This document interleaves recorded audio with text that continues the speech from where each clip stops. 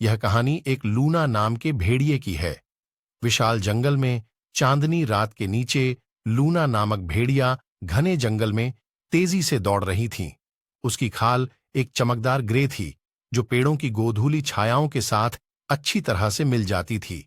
युवा होने के नाते लूना केवल अपने तेज पंजों के लिए ही नहीं बल्कि अपने बुद्धिमान हृदय और जिज्ञासु आत्मा के लिए भी पूरे जंगल में जानी जाती थी।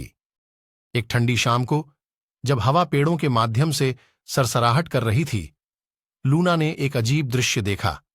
एक मैदान जो जुगनुओं से जगमगा रहा था, जो धरती पर बिखरे हुए तारों की तरह टिमटिमा रहे थे।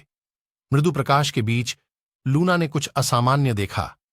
एक छोटी कांपती हुई लोमड़ी एक पुराने भूले हुए शिकारी के जाल में फंसी हुई थी। भले ही जंगली दुनिया में भेड़िए और लोमड़ी अक्सर प्रतिद्वंद्वी माने जाते थे, लेकिन लूना का दिल इस दृश्य को देखकर द्रवित हो गया। उसने सावधानी से आगे बढ़ते हुए अपने शिकारी वृत्ति को शांत किया और एक मजबूत इच्छा से प्रेरित होकर लोमड़ी की मदद की। लोमड़ी, हालांकि सतर्क, ने लूना की चमकदार आंखों में सच्चाई देखी। अपनी नाक की हल्की धक्का से लूना ने जाल की रिहाई तंत्र को सक्रिय किया, जिससे लोमड़ी मुक्त हो गई। लोमड़ी ने कृतज्ञता से कहा, धन्यवाद लूना, मैंने चांद की छाया के साथ चलने वाली भेड़िए के बारे में सुना है। मैंने कभी कल्पना नहीं की थी कि तुम मेरी मदद करोगी। लूना ने सिर्फ अपना सिर हिलाया। उसके कान चांदनी में फड़फड़ाते हुए इस विशाल जंगल में उसने जवाब दिया, हम अलग अलग रास्ते चल सकते हैं, लेकिन एक ही आकाश हम सब पर नजर रखता है।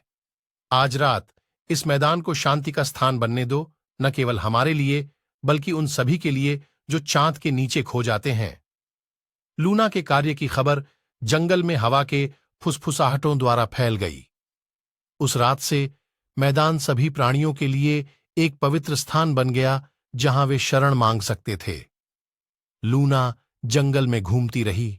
उसकी किंवदंती हर उसके सुंदर कदम के साथ बढ़ती गई, न केवल अपने पैक की बल्कि सभी मैदान की ज्योतिर्मय रातों की रक्षक बन गई।